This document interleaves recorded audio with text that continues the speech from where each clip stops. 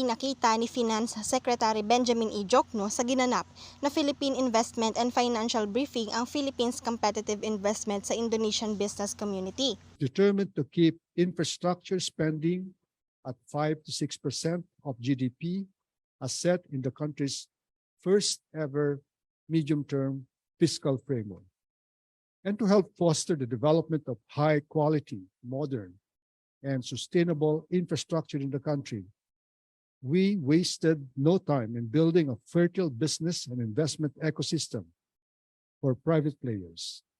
Sinabi ng kalihim na ang administrasyon ni Pangulong Ferdinand R. Marcos Jr. ay naglalayon na ituloy upang maging mas maunlad ang ekonomiya ng bansa sa antas ng pamumuhunan.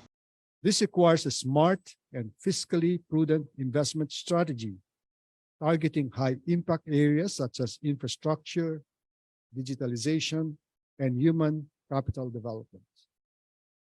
Alinsunod dito, inilunsad ng Administrasyong Marcos ang pagpapatupad ng Green Lanes for Strategic Investments sa pamamagitan ng Executive Order No. 18. Nang sa gayon ay mapabilis ang pagproseso ng gobyerno ng mga lisensya at permit para sa mga kritikal na proyekto sa pamumuhunan na nakaayon sa Philippine Development Plan o PDP sa taong 2023 hanggang 2028.